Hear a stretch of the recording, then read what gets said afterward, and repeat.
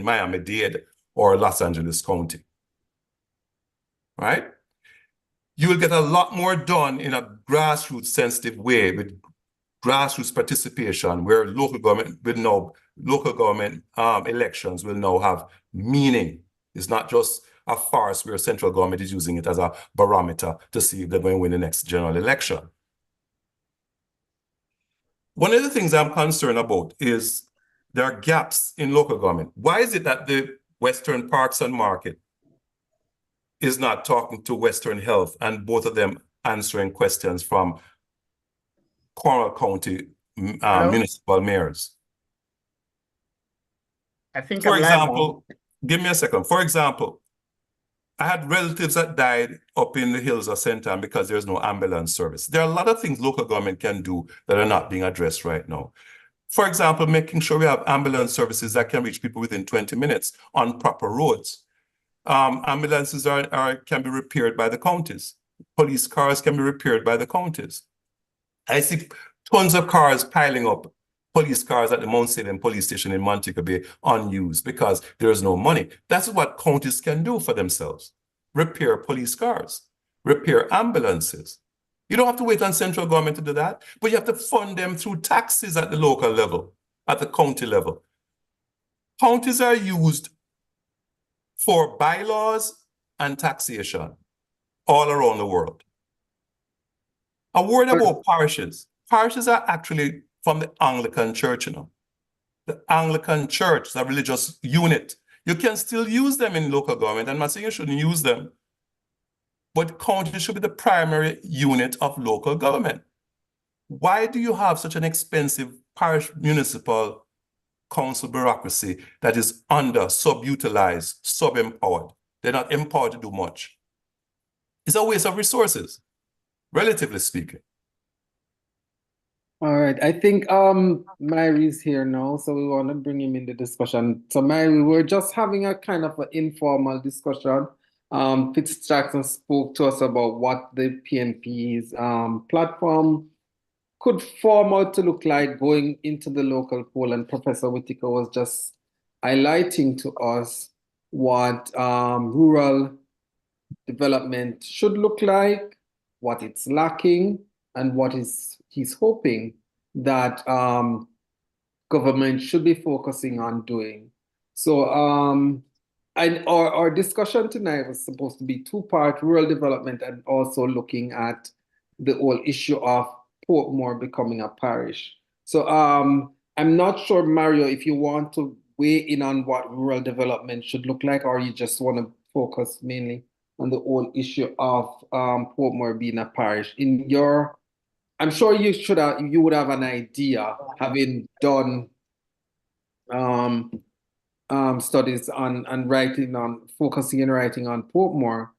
In your own estimation, what do you? I heard what Professor Whitaker said. What, in your estimation, you think rural development should look like, if that's the way we should be moving towards? Well, I believe that the focus for rural development should be, the main focus for it, it should be to reduce urban drift. In other words, what we've seen over the years in Jamaica's development is that people leave from rural areas and they move to urban areas because there is a lack of opportunities in these rural areas. So that's one of the first, to me, that's a primary focus that local government should have, is to see how can we reduce that urban drift. Almost everybody who I have read that have conducted research on local government speaks about decentralization. Very, very important key element. Because if we think of the phrase local government, what it really means is government for local people, by local people, of local people. So definitely, there has to be a process of decentralization. When I conducted research on local governments in Jamaica, I found two critical weaknesses. There was a weakness of human capacity, and there was also a weakness of financial, or the generation of financial capacity. Not that it cannot be done, but we have people in, say, a local government area. I think Fitzjackson spoke about it, that people are inside local government and they do not have the capacity to even check on the building regulations. And these are areas that in other jurisdictions, building permits, impact fees, that sort of thing, are a great source of revenue for local development. But we tend not to want to do that here. Or if it is even done, it's only done through central government, and then central government sends a portion of that money comes for local development. And you have to, and who was it that mentioned? I think it was Gary that mentioned that you can't really plan in local government if you have to depend on the funds from central government. Because one of the things I picked up in my research too is that the funds are supposed to come from central government. However, sometimes the funds come out 6 months late. And these are problems. Instead of having the funds remaining in local government, the funds that say the portion of money that local government is supposed to get from, say, taxation, that can come out 6-7 months late. Mm-hmm. So if that money was to remain, or was to be a part of the local government financial cluster, let's say, for example, Portmore, which is my second one, my first one depends. Let's say in Portmore, right? Portmore would have that pocket of funds without having to wait on central government to send it. Another thing I found out, and I don't know if that's changed since my research, is that even the preparation of a budget by local authorities is a farce. Central government still controls that. They prepare the budget. They have to send the budget for approval to a ministry who will either slash or remove items from the budget and send it back to them. To me, that's a farce. You can't have a system that central government controls every single thing that has to do with local. I also had anecdotal evidence that and where you live at, if anything goes wrong, the first point of contact, the first person that the people go and curse is who? The local government representative. That's the first point of contact. That's the person that lives within the community. Mm-hmm. But they don't have the answers because they don't have the capacity. They don't have the financial capacity. They don't have the administrative capacity to solve these problems. When the people want water, all they can do is tell the people that we'll have a discussion with the National Water Commission. When they want roads, well, I'll go and see what we can talk to NWA to see what they can do. NWA comes to the meeting, NWC comes to the parish council meetings, and they are not answerable to the parish council. So if they are asked questions, they don't report to the parish council. So that system has to change. That reporting, that governance structure definitely has to change. And I'm agreeing with Gary that we do need a local government that has the capacity, for example, going through county local governments. Mm-hmm. And that archaic system, even in England gave us the parish system. They don't use it again. They use county government. So it has to change. If we're going to have real rural development, we have to make the necessary changes. Let me then put this question back to Fitzjackson, because you're a legislator, right? I hear you mention it. I hear Professor Whitaker mention it. and I hear Mario mention it as well. The one revolving thing or the key thing that is coming out is that there is not enough being done or not enough funds, there's no capacity in terms of manpower at the local level. How do we arrive at a fix? Or can we arrive at a fix where the people can see that the local authority is available to answer to their issues, one, and then take off some of the, and it is not so centralized, because I hear centralized coming out all the time. How do we arrive at a fix? If there is a fix. Well,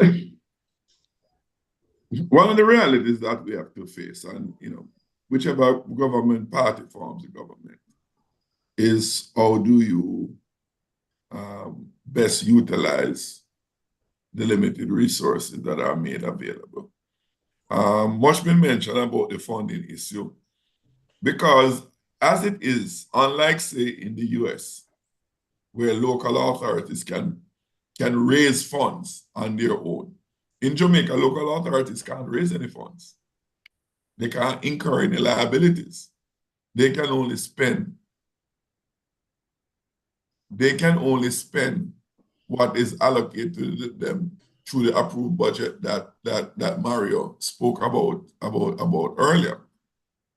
So we'd have to look at that.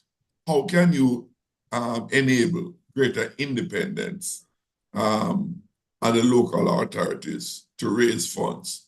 Of course, you can set some safeguards, some guardrails in order to ensure that liabilities are not incurred in a way that they can't be reasonably satisfied, but to give them some latitude. I give you an example. Local authorities will have some fixed assets like land. They can't leverage those lands for any developmental purposes. They can't. So those are some of the things, for example, which I think we need to look at. Professor Whitaker made mention when we're having the off-air discussion about, for example, the whole county governance structure. I was a part of those discussions when the proposals came forth in the early 2000s.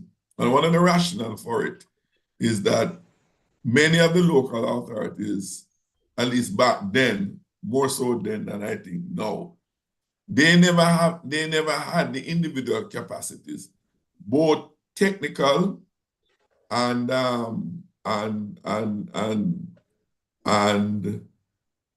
infrastructure, equipment, and so on to carry out many of the works that need to be done.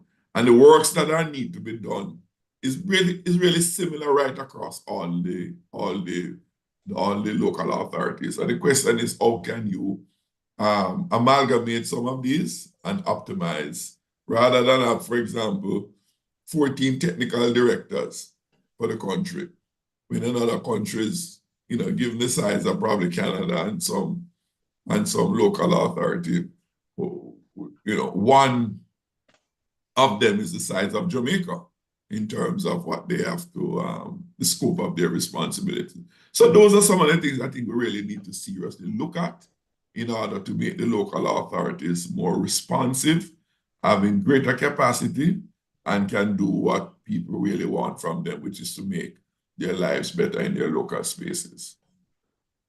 But it needs, quite frankly, it needs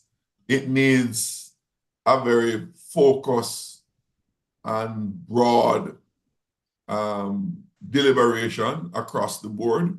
When you're making structural changes to last, they can't even be done on a partisan basis. Those parties that in office have to lead the process, and that's what governments are for, to provide leadership to make structural and far-reaching changes. But I think those are some of the things that we need to have a serious look at going forward, if we really want to transform the landscape. All right. Could I just make a comment here? Just give me 1 second, Professor Whitaker. I think we are live now, and I just want to let the listeners know who who is on. So we want to thank the listeners for joining us here on the Irie Myrie and Friends show. And just to introduce our guests, in case you do not know them, we're joined online tonight by MP Fitzjackson from St. Catherine South. He has been a member of Parliament since 1994 and previously a chairman of the People's National Party. He serves on 3 committees of Parliament and was recently named as the PNP spokesperson on matters that having to do with Portmore. We also have with us Professor Garfield Whitaker. He's a former State of California transportation planner and lecturer in urban studies. He comes with us with a wealth of experience, and he has taught political and economic history for over 30 years. We also have joining us Dr. Mario Wood, who is out of Hanover. He holds an MBA in project management and a DBA in social impact management. He's currently working on another doctorate in public administration with a focus on not-for-profit.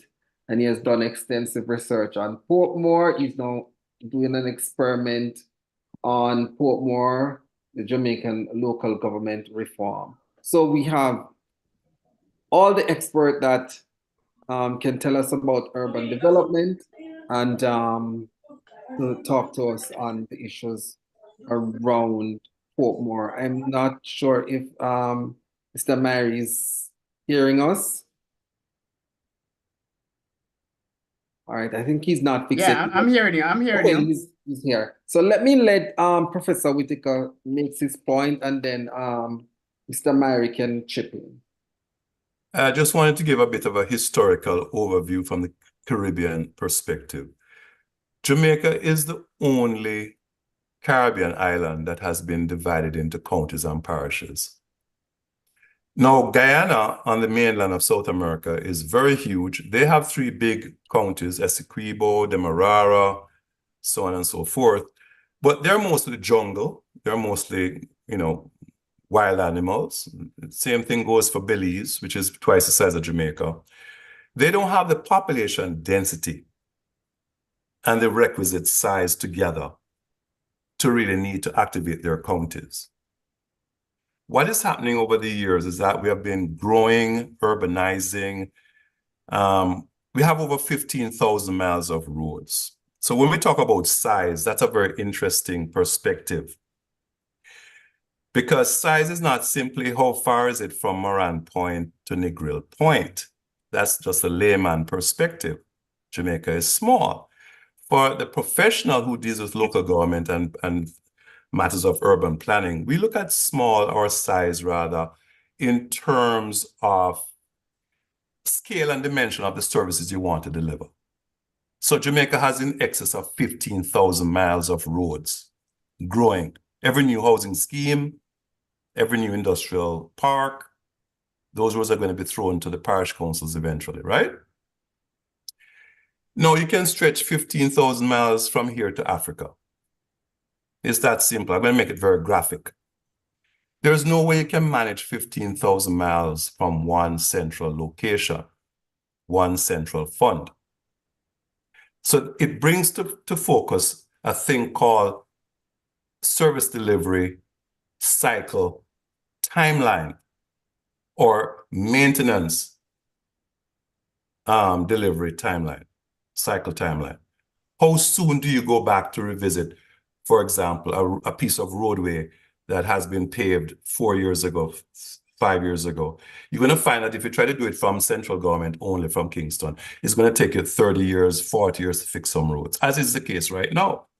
Some roads have not been seen any repair in decades in Jamaica because the central government maintenance cycle timeline is very distended or extended. The only way you can break that up is to properly decentralize in your 3 counties, fiscally empower and technically empower these counties to maintain those roads in a shorter maintenance cycle timeline. Does that make sense? The same thing holds for garbage collection. As I said before, the effective population of Jamaica cannot be just looked at in terms of how many people are resident all year round. You have to also factor in the tourism population of over 4 million and growing. Those tourists put pressure on local government services. They put pressure on the roads that they traverse. They put pressure on the garbage generation, right? So you have to factor that in as well. As is, Jamaica's 3 counties have roughly 600,000 people apiece. They're relatively balanced in population because Portmore is a part of Middlesex, right? All the 3 counties have relatively similar range of resources, human and physical natural resources. They all have access to the North Coast, which is a generator of revenues, tourism revenues, lots of revenues from hotels and restaurants, whatever, right? Cruise ships, for that matter. Surrey has Port Antonio. Middlesex has Ocho Rios and the new airport at Ian Fleming, and Montego Bay serves the county of Cornwall. They're all relatively balanced. They're more balanced than the parishes individually in terms of equitable distribution of resources. And it's on that basis that I say we need to look at utilizing the counties, activating the boundaries, which act as nozzles on a fire hose to capture scarce resources and target those scarce resources for specific functions and specific functions only to help central government and to help the parishes at the same time. All right. I think Colin is going to take over the part about Portmore becoming a parish. So he's going to be fielding the questions to you guys now. This is the what I would call the tickling issue. Greetings, and I must apologize for that for the delay, for the delay, and I have an equipment that just went out, so I'm sorry for that. But Ralston, I don't know, did you do all the introductions? Yes, I did that. I did the all of introduction. them? Yes, yeah. Okay. So you do everything, all the introductions and stuff like that. Right, yes. So I will see what I can come up with. I'll go with Dr. Mario.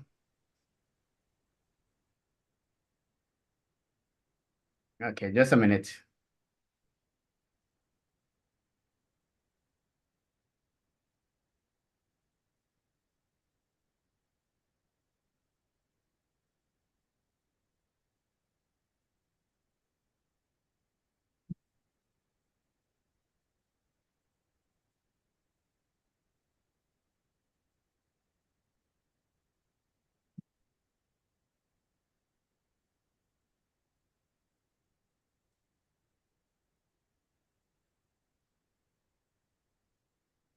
Okay, and Miss Headley is not here. Miss Garvey isn't here. Mrs. Garvey, Garvey right? had to leave because she had a training to do, so she had to leave. She had to leave. Yeah.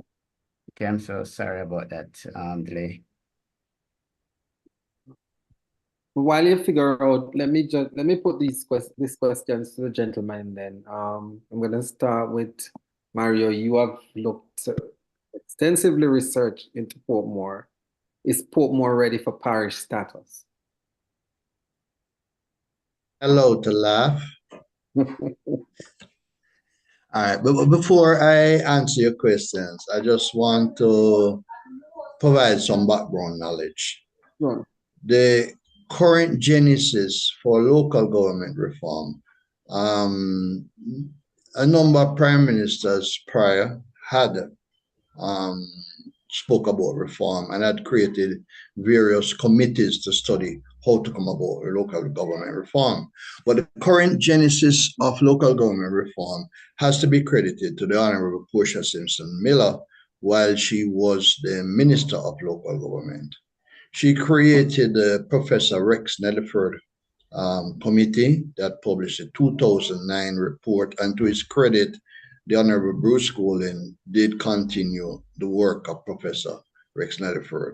So most of the reform came out of that group of individuals discussing reform.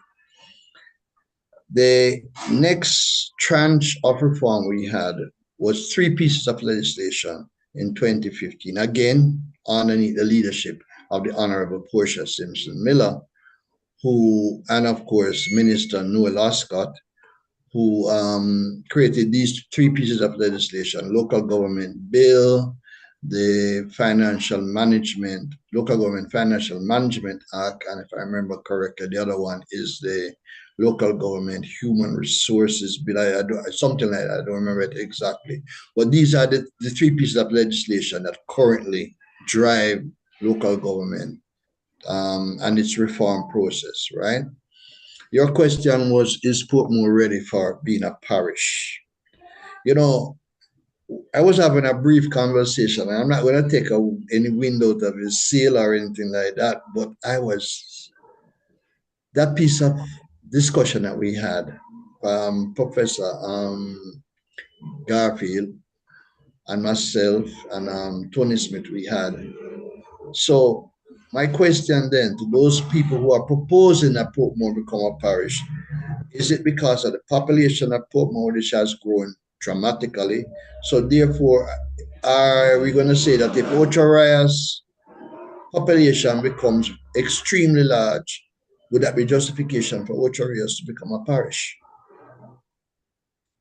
And those people who are proposing that Portmore become a parish are still unable at this point in time to say what benefits would we get in Portmore that we can't get now.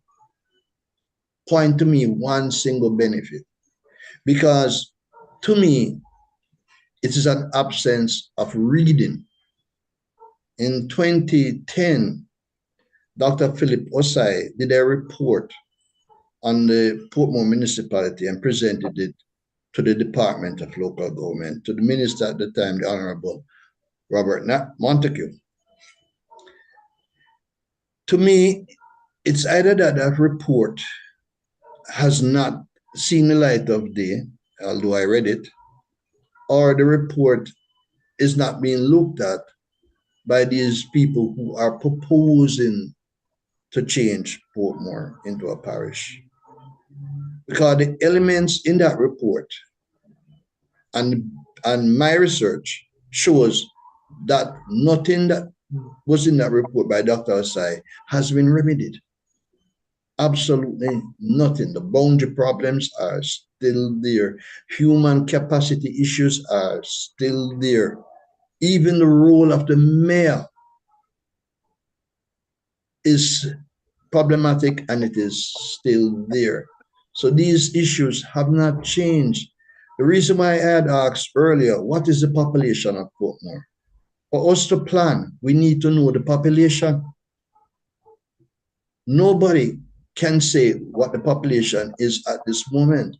All we can do is look at anecdotal evidence of the jammed up roads on the 95 and any other areas of exiting Portmore in the morning or coming back into Portmore at night. We can look at that. But nobody does not look at other factual evidence. For example, in 2019, the difference between motor vehicle licenses in 2019 and 2020 is over $100 million. Where all these cars come from? So we need to have a approach to Portmore that says, okay, it's a municipality. This is what Jamaica wants. Portmore is being built on advocacy by people to create a local governance structure for themselves.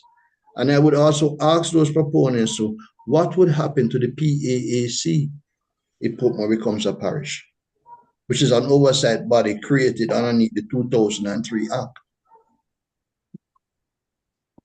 All right. And I'm sorry that somebody from one of these proponents for Portmore becoming a parish is not here tonight. All right.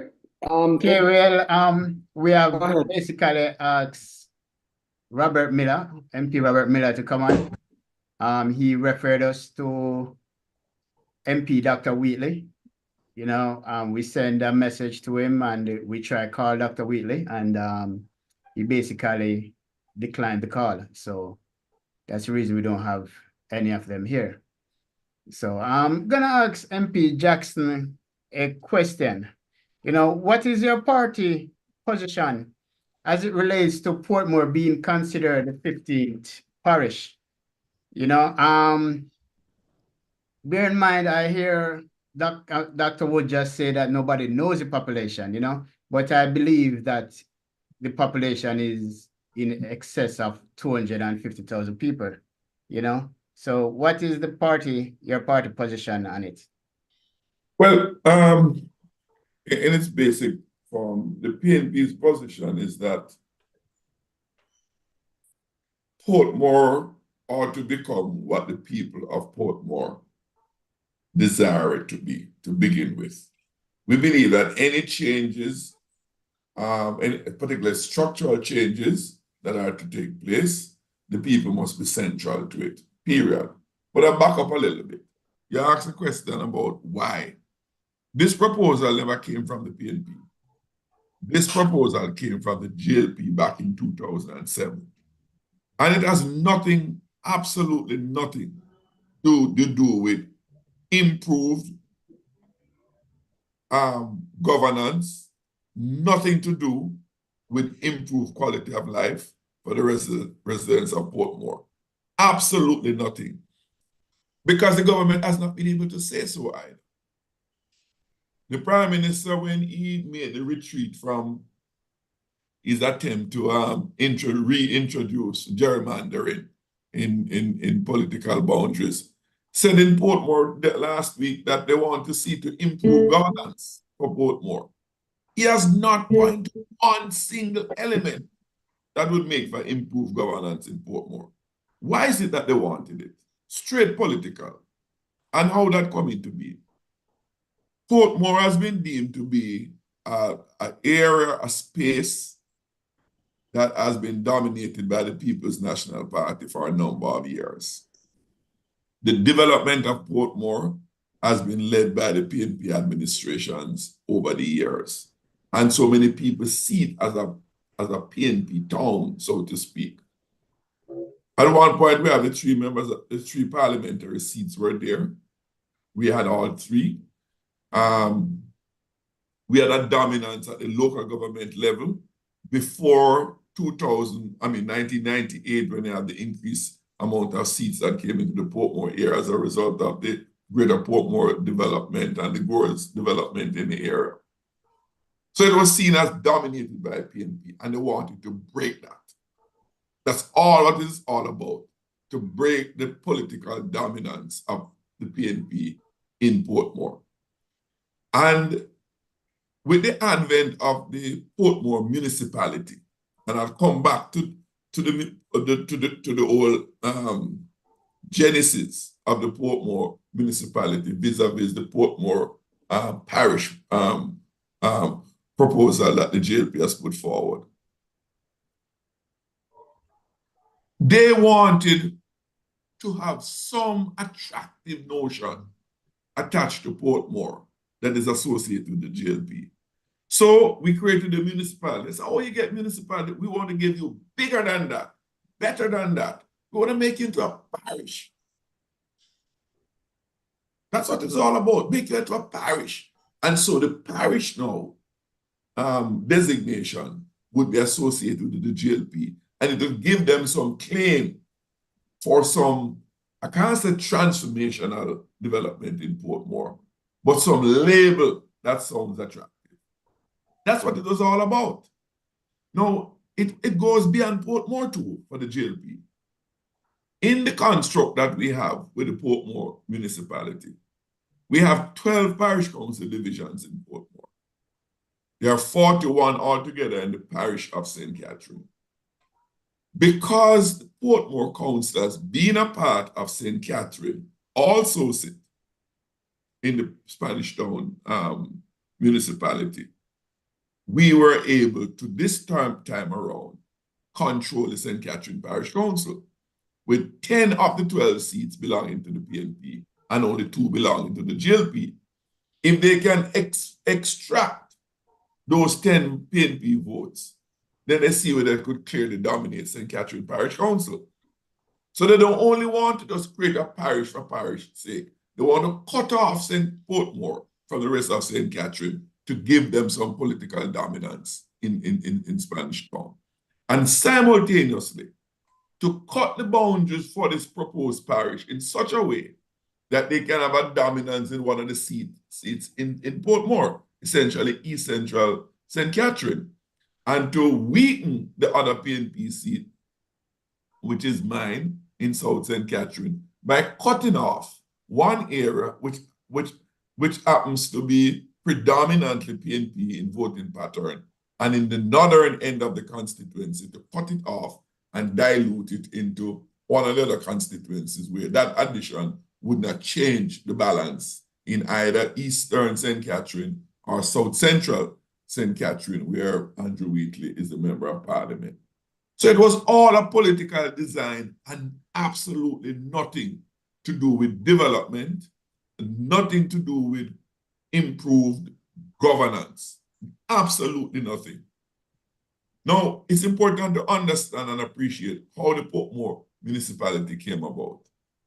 From in the 90s, the residents of Portmore, particularly the community leadership in Portmore, felt that they were neglected in terms of those local government services, because so far as resource allocation is concerned, Portmore got very little, if any at all. Why? Majority of the councillors in the St. Catherine Parish Council, which is far greater than the amount in Portmore at the time, they dedicate the expenditure to the other parts of St. Catherine that they consider was severely more underdeveloped than Portmore, that is seen as a modern community with modern infrastructure, roads, drains, housing, and the rest of it. So Portmore never need much attention from St. Catherine Parish Council in the minds of the councillors, including PNP councillors too. Not just JLP councillors felt that way. Councillors on the whole. And so Portmore were neglected. The residents said, look, we want our own local authority to attend to those local government issues. And they set out to prescribe the structure and the operations of it. One, they said they never want a mayor for their municipality that is elected or determined by the majority of the councillors who are elected. They want to directly elect their mayor. Hence, we have what we have now.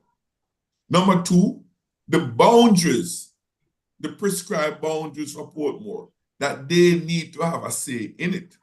And I know very well why that became a sensitive issue, because of other areas that were being proposed to be conjoined with Portmore to make it into a municipality.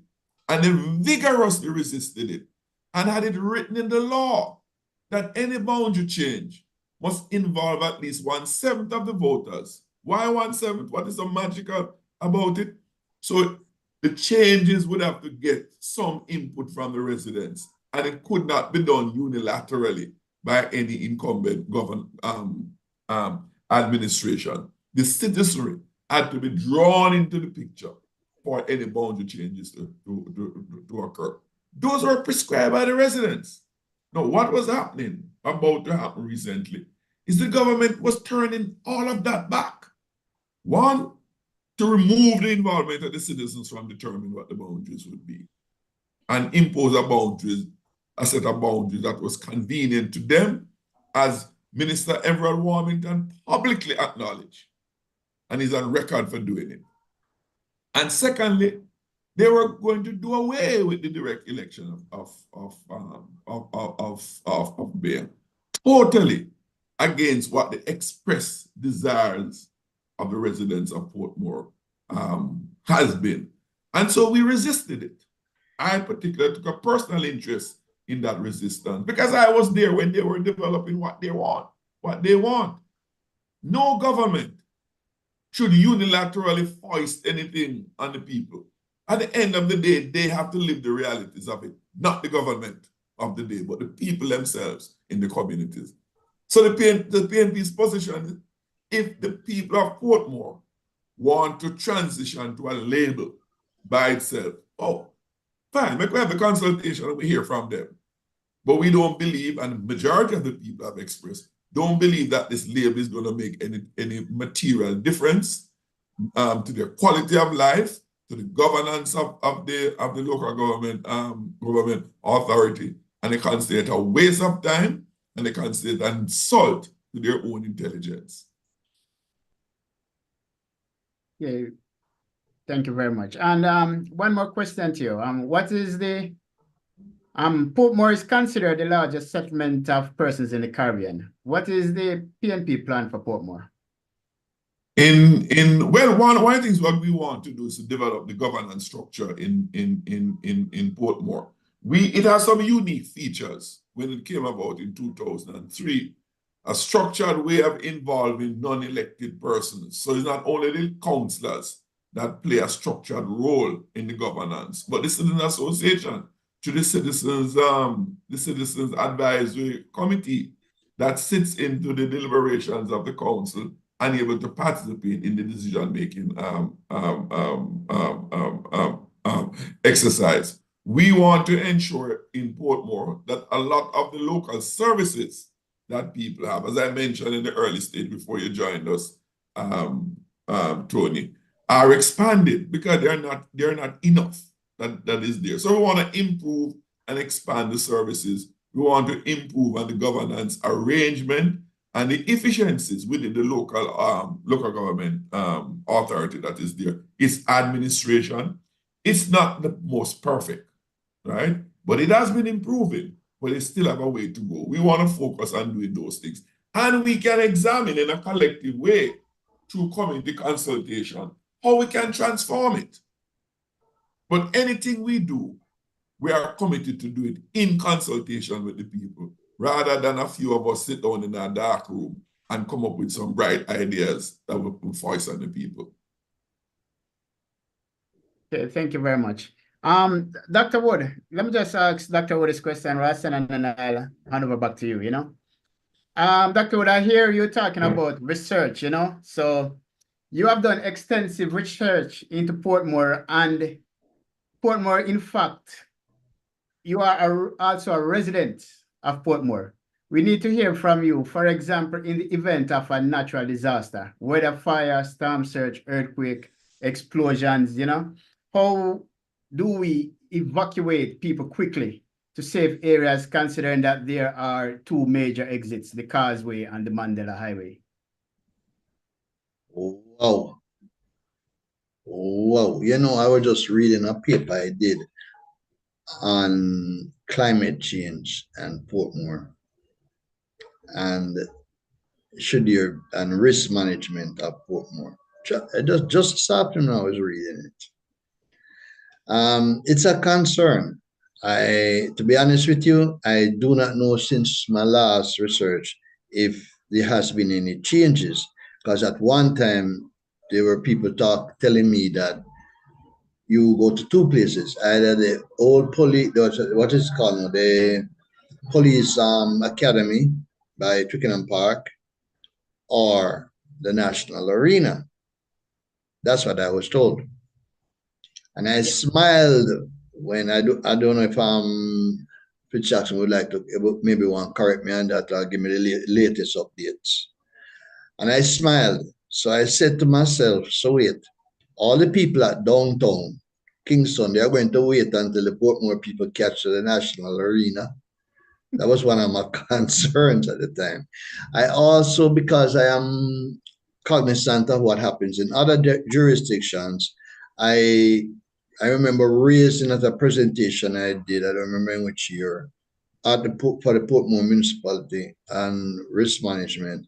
I also I saw a total lack of evacuation route signs. And I do not believe that enough sensitization is being done, or maybe the people are not interested, but should there be an event? Because let's face it, I don't think many people know that the highest point at Portmore is only 75 feet above sea level. And Jamaica is constantly under threat from climate change, global warming, rising seas. We're also under threat that we eventually are going to get a massive earthquake. It's only a matter of time. I don't want to scare anybody. The last one we got, the resulting tsunami, the water came up to as far as Crossroads. I'll let that sink in for a bit. I don't think anybody was living in Portmore at 1907, so quite frank, no, sorry, 1906, so quite frankly, I don't know where the water came up over at Portmore. But in Crossroads, it came up as far as Crossroads. So that is something that the local authority and, of course, central government has to examine. Where do you put these people? Where do you move? Because based upon my estimation, in 2013, the starting figures was 196,000 people living in Portmore. And there was complaints that the counting of the people was not properly done. There might have been more than that 196,000. And that census was done in 2011. They are currently doing another census. But when I looked at the models of estimating population growth, I am looking at 346,000 people currently residing in Portmore. And all you have to do is just get up a morning time early and realize that after 6 o'clock, if you don't leave out of Portmore to go into Kingston, you're in trouble. So the question is, how do we evacuate 300 plus people should there be a major disaster, say, for example, an earthquake or even a hurricane? How do we evacuate those people? And that is something that, as I said, the local government will definitely have to ramp up their emergency services as to how they're going to deal with that situation. I hope I've answered your question. Yeah, thank you very much. Rasan? Oh, let me just bring back Professor Mutika in the discussion, because I hear what Mario is saying. Mario is saying they're not ready. MP Jackson is saying, let Portmore people decide what they want. The government is just playing pure politics. You are the expert. Tell us, in your opinion, as an expert, is Portmore ready to be a parish? Thank you for deferring to me. From my exposure to spatial, I'm going to coin this concept as spatial, which is geographical, spatial administration. That is the administration of geographical space, right? You have things called incorporated and non or unincorporated space. So in Los Angeles County, you have the city is incorporated, the outside is unincorporated. I'm not sure that we have to call spaces parishes or counties just because it's politically sexy. I don't see people calling Los Angeles, which is a county, but I don't see because of urban sprawl over time, not because they design it that way. But I don't see them calling Los Angeles a state just because it has 12 million people, which is more than many states in the United States, right? It's a city. It's a city and a county. So I'm not sure that making Portmore a parish is necessary, because when Negril spreads, and Mario is from Hanover, when Negril spreads thickly from Westmoreland to Hanover, then you're going to have another issue. And they get a mayor, then you're going to have another issue. Do you need to make another parish out of Negril, right? A 16th parish? Where do you stop? We amalgamated in 1924 or 24, St. Andrew and Kingston, right? So why not just keep Portmore as a part of St. Catherine and work out some kind of a, administrative relationship or revenue sharing? The most important thing about local government is access to fiscal and technical resources. And I'm Indeed. going to put emphasis on fiscal right now. Because if you don't have the money to fix your roads and clean your gullies or your drains, you're going to have all kind of problems. Come hurricane season, you're going to have flooding. You're going to have health issues, Zika V, Chick V from mosquitoes, you name it, right? It's going to be an environmental nightmare without proper funding.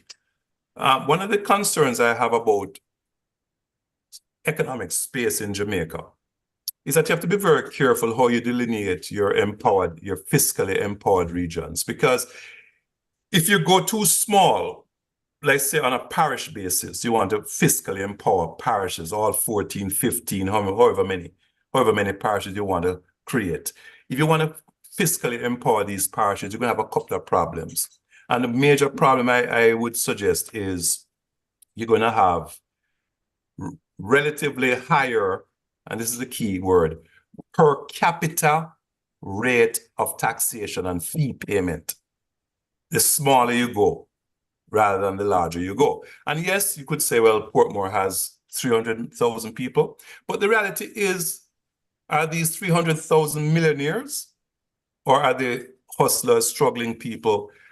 You could have a lot of middle class too, but the point is, you want to put your tax base for local government among different industries, tourism, agriculture, urban commerce and trade, right? A little bit of bauxite or gypsum in Surrey or over in Kingston or whatever. You don't want to just keep it as middle class civil servants in a dormitory community like Portmore that you're going to tax them. You're going to you have to be careful you don't oppress people fiscally, trying to create administrative units that are not necessarily diverse economically, resource-wise, and stable, right? I would suggest, for example, the mayor of Portmore looking to the county through sitting on a county council board of supervisors for funding for specific things. And you could also have the local fees paid for whatever, for beautification, whatever. It's a stepping stone. Parishes, and you don't need to be a parish to do that, by the way. You just need to have a mayor, right? You don't need to be a parish to have a mayor. I think that's a misnomer we have, because we have this colonial, again, I go back to the colonial legacy, where a central unitary point becomes dominant over the whole space. It doesn't have to be that way. You just have to use the concepts of incorporated space and non-incorporated space, which would be more rural, and then you have structures how to deliver services. And keep in mind, by the way, that rural areas supply urban areas with water supply, food supplies, labor supplies, consumers that come in to shop in the cities or towns. And therefore, you shouldn't look at these spaces as separate. I don't like to look at urban and rural as necessarily separate. This is why my county approach would be a blanket approach, using a county general plan, a thing called a county general plan, which has elements in it, transportation elements, which is both infrastructure maintenance and transportation services, county bus services, county ambulance services, with timed performance, where you monitor for, and you make a representation at the end of the year. You publish your successes or your failures. You have county town hall meetings where people come in and and well publicized, televised, and make their comments, their growth in 3 minutes, 5 minutes, and you document it, and you look at how how their growths have been addressed over the year, and you have an election based on that, on performance, right? So you're going to blanket space. You're not going to have any holes anywhere. You're going to blanket rural and urban are going to be meshed together, complement each other. The spaces just outside of Portmore need to be meshed with Hellshire or whatever, the beach or wherever. You don't want to truncate the spatial management of communities, right? And this is why I'm saying you have to have a holistic approach, a blanket approach. You cover the island like a blanket. And you go from central government to county councils to municipal councils or mayors or whatever you want to call them, all the way down to the neighborhood committees and neighborhood neighborhood councils. Is that integrated, interconnected, and you have separate funding at the county level from the central government level. So you reduce the opportunities for politicizing resources unnecessarily, or should I say spatial discrimination or political discrimination. You want to give communities multiple opportunities to access critical resources as needed, when needed. So to answer your question, to go back and summarize and to answer your question, I don't think becoming a parish is as important as activating those dormant county boundaries fiscally and technically to serve the mayors and the municipal corporations more effectively. If I could just throw this one to you, MP Jackson, because I hear when Dr. Wood made his opening remarks, he said, well, Portmore is not developed, they're not ready yet. What do you make of the argument? What would be your pushback to the argument that the government might be putting forward, oh, the PNP is anti-development, the PNP do not want progress for the people of Portmore. Why not just let us name Portmore a parish and then the development will come after? We'll put in the major hospitals, we'll put in the courthouses, we'll put in the tax office, etc.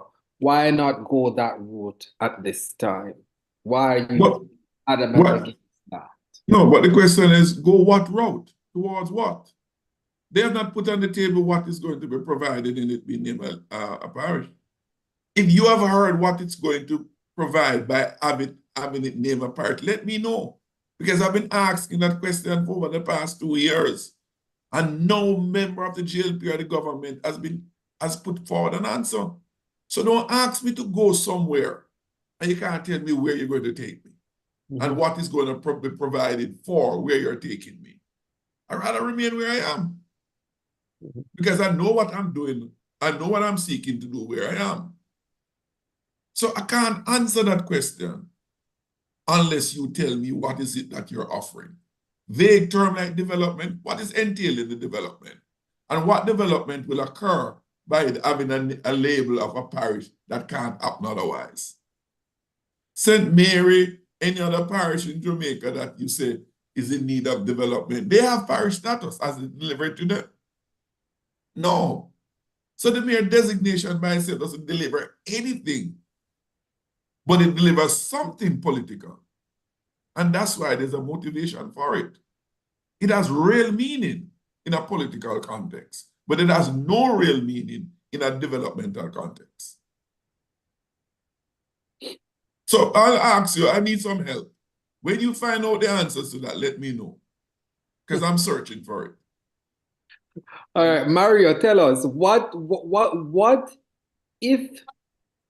in your estimation, you have studied Portmore, what in your estimation, because I hear you say there's no development there that would accede to it being a parish, what in your estimation you think should be the major developments that should take place in order for it to become a parish? If that's the route, let us say they want to go that route. Like Minister, like Member Jackson, when you hear what the development is, to shout me, please, because I have been asking the question for the same time as him. What will change?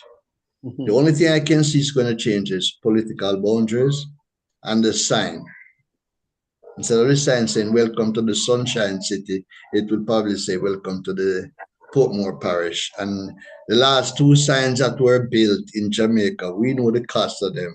One in Negril and one in Montego Bay. So I wonder what that cost of that sign is. And of course, we have to go spend money to redraw all the maps to label them. So, but back to your question, what kind of development? My answer to that is, if I can find out one single piece of development that cannot happen in Portmore because it's not a parish, then point it out to me. When I just came back the other day, and I went down by Sovereign. And when I looked across from Sovereign and saw all the buildings and me having the opportunity to drink at Starbucks, it's because we're going to come a parish where all of that is happening. And the number of call centers that are being put up in Portmore to prevent everybody that years ago, anybody wanted to work would have to leave out of Portmore and go get a job. No, that is changing. And that is not because it's becoming they want to put it to a parish. The only reason that they want to make it become a parish is a constituency called East Central, St. Catherine. Because if you get to change the boundaries, then you stand a great chance of making that little parish into one of these little garrisons. So I really can't answer that quick. I don't see no form of development that cannot happen in Portmore. By the way, the Ministry of Health is changing the Greater Portmore Clinic into a Type 5 clinic. Portmore is not a parish yet, but it's getting a Type 5 clinic where they can handle emergency cases to take off some of the strain of the Spanish Town Hospital. So what about the hospital that was supposed to build there? Well, we all know that they're doing a hospital up in Spanish Town now. The very same Ministry of Health said that Portmore does not require a hospital because the proximity to the Spanish Town Hospital and the KPH. The very same ministry said that. So go ahead. I know you're chomping at the bit. No, but I give you a joke. When a couple of years ago, thereabout, when we were opening the first new IBEX call center building in Portmore, the Prime Minister was the guest speaker. And it's in the midst of the debate about this parish thing. And they set up a joint select committee of Parliament, where the decision as to whether to make it a parish was determined and sealed before the discussion started with the residents. It never came as a proposal. It came as a decision that it's going to be a parish. And they carried out the sham discussion. But in the deliberations in Parliament, one of the things that people raise that's an imperative in their minds going forward for Portmore is a hospital. The Ministry of Health said that from their survey, in terms of need survey, in the central part, in St. Catherine, there was a need for another hospital. And from a technical standpoint, the potential areas is Old Harbour, Linstead, or Portmore. That was a Ministry of Health technical assessment report. But they never came to any final decision yet because they said they need to do some more work to determine where is more ideal to site that new hospital. The Prime Minister jumped on it and announced at that function, oh, that new hospital is going to be in Portmore. It was convenient to say that. It was political baiting. And he did that. Now, they're going to be, it's not a new hospital they're going to have at Spanish Town. It's a substantial upgrading of the Spanish Town Hospital at the same location. And the Type 5 Health Center in Portmore. All of a sudden, the argument has disappeared about a hospital for Portmore the government is going to build. The Prime Minister make these announcements whenever it is convenient to make them to score some political points. And that's a sad thing about public policy making in Jamaica. No set of data is done to arrive at some informed position to make strategic decisions that can give you the most optimal return in whatever service area that you want to go. Now, by the way, that Joint Select Committee of Parliament that is set up that Andrew Wheatley chaired, it's interesting. If you check the minutes from ANSAD of all of those committee meetings where the various government agencies appeared and service providers like JPS, like like Water Commission, the Ministry of Health, JCF, all of them that provide services, the National Works Agency, they gave one answer in common. Their services, this provision of their services is not determined by whether it's a parish or not, but is determined by the service demands in those areas and the budgetary allocation to them as government agencies to make those services available. Absolutely no difference in terms of what they do for these communities if you change it from a municipality to a parish. The government ignored all of that. Ignored it. And it reconfirms our suspicion as to why they were doing it. And we got a good gift from Edward Warmington when he publicly acknowledged that that was the real purpose of it, to create a political advantage. So again, as I touch it, my good friend, Brother Ralston, you know, you are from the media, so you have a very inquiring disposition. When you find out, let me know too. Mario stands waiting for you to get the answer. And all of Portmore wants to get the answer too. And the rest of Jamaica.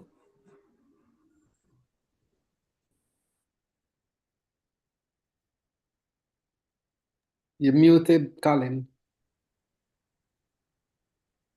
My bad. I was saying that I have a question for MP Jackson, and then I'll go over to Professor Whitaker. But MP Jackson, what do you think about having fiscally and technically empowered regional county councils to strengthen the resource for smaller, weaker municipal parish council?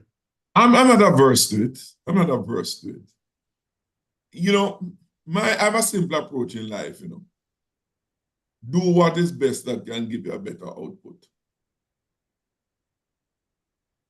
And every system is always relative to what your situation is.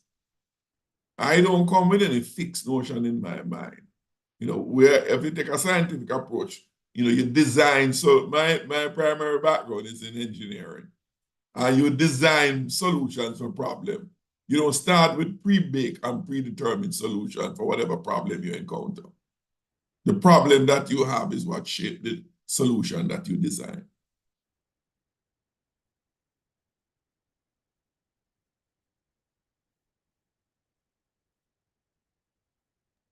You're muted again, Colin. Okay, thank you very much, Mr. Jackson, MP Jackson. But Professor Whitaker, I earlier hear you talking about Los Angeles and city, you know? So as a leading authority on urban planning, can we have your take on what goes on in the creation of counties, cities, and towns as it relates to Jamaica? Well, historically, from my understanding, the British brought their system from England, which is counties and parishes. And as I said before, Jamaica is the only Caribbean island that has been divided and subdivided into counties and parishes. And Jamaica's counties are roughly the same spatial size as those in England and population as those in England. That's the interesting thing. And parishes historically have more of a religious origin in terms of the Anglican parish church, or even the Catholic parish, you know, for that matter. So it's more ecclesiastic unit used for poor relief and all of that. It can still be utilized. I'm not saying you can't use a space creatively for more administrative focus. But in terms of the critical value of fiscal stability, fiscal at the relatively lower rate of per capita taxation or fee payment, on the backside on the grassroots side for the communities, and then in terms of complementing central government, greater spatial administrative focus. Because as I said before, I introduced the term service delivery cycle timeline. The more communities you have to service from a single fund is the longer it takes you to furnish these services. And invariably what happens is you impinge upon the business economic concept of time value of money principle. A stitch in time save 9. And if you're not careful, you're going to end up with penny wise and pound foolish. You take too long to fix the road, it costs more. It burdens your budget. Not only in terms of the physical maintenance of the road, but you damage cars, you know, fire services don't get to where they need to go because roads are bad, police can't do the job properly. You know, it drives up your maintenance costs of vehicles all the way around. Community roads are the veins and the capillaries of the economy. If the highways are the arteries, the community roads become the capillary and the veins of the economy.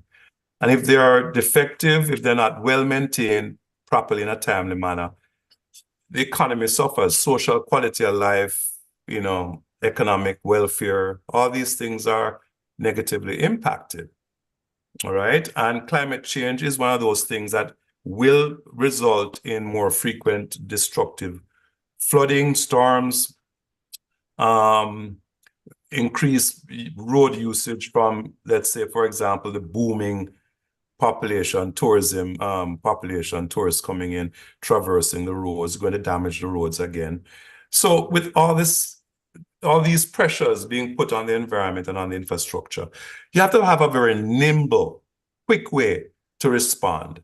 And you don't want to catch the taxes out there in the countryside, send it to Kingston, just to send it back, whatever they want. You have to have a system that predetermines how much taxes stay within a region to tackle the downsides of economic expansion within the region in a timely way to mitigate the negative impacts of economic boom, right? Right then and there. And you spread those resources around, by the way, because what I see, for example, what they're doing now is using national agencies. And by the way, I've already said that nationalizing local government funds and technical resources is really an oxymoron. Don't make any sense. It's central at that point. It's no longer local. The only way you can get efficiencies at the local is to go regional. Once you go national, you defeat the whole ethos, the essence of what local means. Local control, response time, sensitivity to what's going on at grassroots level. I mean, sidewalks want to be fixed. It's a safety issue. Nobody in Kingston can articulate a sidewalk all the way over in Darliston if that is what the community wants, if that's what the councillor in that area sees as a priority, because central government's priority is not necessarily, if ever, local government's priority or community priorities, right? That's where you lose administrative focus. And people pay taxes and they want to see their taxes at work, go to work for them, right? That's spatial democracy. That's the essence of spatial democracy. We're living in a spatial dictatorship left by colonial England, where the Black people, the ex-slaves, were not respected. And we're still not respecting our rural people or grassroots people. Okay, thank you very much. Your take, MP Jackson. And another question, is there a need? I can put in this to all three of you, my guests, you know, is there a need for a third and a fourth city? And what would constitute a city? Well, I think we covered that to a great extent earlier on. I don't know anymore. I will add, we spoke about, for example, whether we go towards a county type government or we amalgamate much of the services provision. And I made the point that whichever approach, when we do the analysis, can make them more functional, not just in terms of idea, but do the proper analysis that can make them more efficient and more functional, then certainly I'm on board. Okay. And the PNP would not be averse to that. The solutions dictate the approach that the end result is what dictates the approach that we take. Alson? All right. So the final question I'm gonna put to everyone. All right. Local government election is on the 26th. Whichever government forms local government, what is that one major thing that you are hoping to see improve on? What would you be looking for as a major thing to say, yes, this is what local governance should look like? Let me start with Mario, and then I'll go to Professor, and then end with MP Jackson. Well, as a proponent of local government reform, the major thing I would like to see is the strengthening of local government structures, right? Both its fiscal capacity and its human resources structure. I'd also like to see more municipalities being created, because to me, the municipality, you see, the reason why I'm so happy that we have a Portmore and why I do not want to see that dream die is because municipalities allow greater participation amongst local people. And living in Portmore, I do recognize that they are, for example, the community groups, community councils, that sort of thing, they have more voice in the operation of the local government structure. So that is something I like to see, an extension of more municipalities similar to Portmore. But, on my part, I would say again, well, just to pick up from a point that Mario made, I can tell you as an MP, the municipality in Portmore has changed the landscape enormously in Portmore, in much of the service deliveries. Much. I almost got thrown out of the St. Catherine Parish Council in the late 90s because I had to go there to lobby for them to attend to many of the local government issues that I was coming under pressure with in my constituency. That was outside of my scope of responsibility or authority as a member of parliament. And as I said, people don't care whether you're local government or you're central government. They vote for you. You have a problem, they come to you for solutions, right? So it has made a functional difference in Portmore. And that's why I'm a strong lobbyist for preserving and building a local authority, because I've seen where it has made a difference for the lives of the people in Portmore. But to be frank with you, and I was addressing a community meeting on some crime issue just yesterday evening with the police in Greater Portmore. And I was very frank with them in the meeting. There has been some degeneration of citizens' participation at the community level. For over the years that I have been there, it has been better in former years. There is, I don't know if it is apathy, and it will be unfortunate because citizen association and community group is really the people's government. It's not the political persons who control citizen association. It's the ordinary people in their respective communities. That has gotten a lot weaker, a lot less participation now than we used to have. And that is something that coming to the local government elections, we have to start to re-engage the people more, encourage through the various mechanisms, promotions, all different kinds of things, to get people involved at the community level. Because I can tell you, as a member of parliament, it makes my job of representation far more effective when I have an engaging community groupings. It helps me because it allows for more consensus making on issues of importance for me to make the necessary representation of at the central level and even among the stakeholders in the local space. So one of the things going forward, I definitely want to see us do more of is more engagement at the community level, more participation, and allow us and get entities like the SDC, right, to play a more active role in organizing community groups, not just not only citizen association, but groupings like Neighborhood Watch, youth clubs, the service clubs like the Rotary and the Optimists and all of those clubs, and arrive at a more inclusive governance operation at the community level.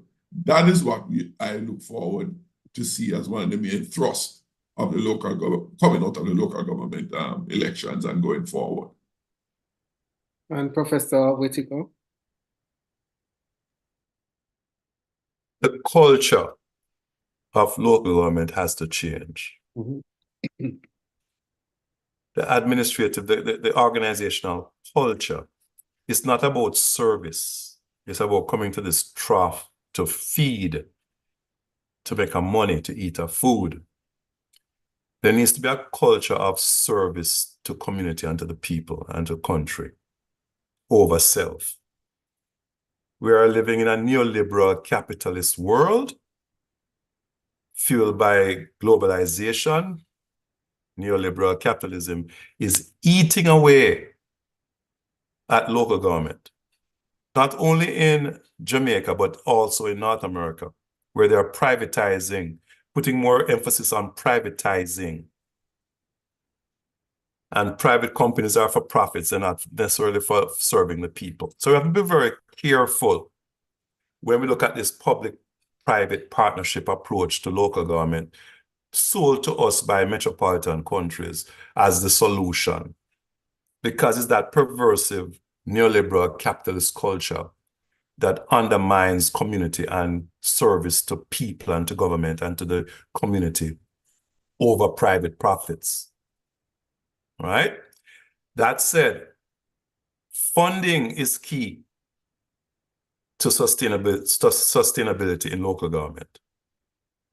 And as I said before, we have to look carefully at national funds versus regional funds to empower local action to make changes. Otherwise, we're just going to keep doing the same thing. As Einstein says, you do the same thing over and over and you expect difference. That's madness. All right? All right. My 2 cents. Can I thank you, gentlemen, for having joined us this evening? Lot was discussed, and we know that we have a lot more to discuss as we hear what the government plans to do and as local government election draws near. So we want to thank you for having joined us. We want to thank our listeners. It was a great discussion. We're going to bring you back MP Jackson, because I think one of the things I want us to discuss is the whole issue of the banking system and the whole thing that is happening with persons losing their monies. I know you have been talking extensively about the charges, but this issue has taken on, this issue of persons losing their money have taken on a whole different story of its own, and I think we want to delve into that a little bit. So thank you, gentlemen, for having joined us. And we look forward to having discussion on this again and other topics. Excuse me, Rawson? Yes. You know, I lecture at a university in Jamaica, right? Mm-hmm. And I lecture research. And the students at the university have to complete a research project for them to graduate. Mm-hmm.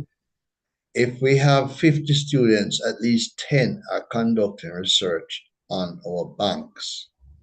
And if the banks were to ever see what people out there are saying about these banks, I would be worried if I was a CEO of a bank.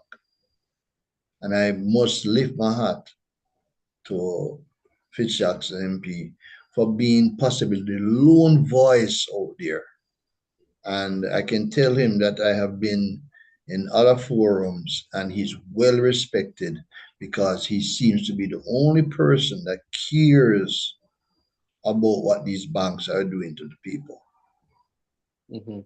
And I think probably what we could have you do then, Mario, is bring some of those research and share with us some of the findings, because in my opinion, it's troubling that these things are happening. And I have made it clear on my social media page, something is happening inside the bank. That if I can have my card and I don't go to the ATM, I don't do anything, and yet all of my money is gone. Something is happening inside the bank. And as I said, the thief is inside. But thank you, gentlemen, for having joined us. It was a fruitful discussion. I hope our listeners learned something. Listeners, just to remind you who we had on this discussion, we had Member of Parliament Fitzjackson, we had Mario Wood, who's an expert in local government and project management, and we had Professor Whitaker, also an expert in urban studies. We thank you for having joined us here on the Irie Myrie and Friends shows, and we'll be back on Saturday and we'll have another fruitful discussion. Until then, we thank you for having joined us. Okay, thank you very much. And it's Dr. Wood, okay? Dr. Wood, sorry, my apologies. I have to give you a title. Okay. Thank you, gentlemen. Pleasure sharing. It's okay. It's okay also. It's okay. I'm not one person that really lives on titles, all right? Okay. All right. All right. All the best, gentlemen. Blessings. Blessings.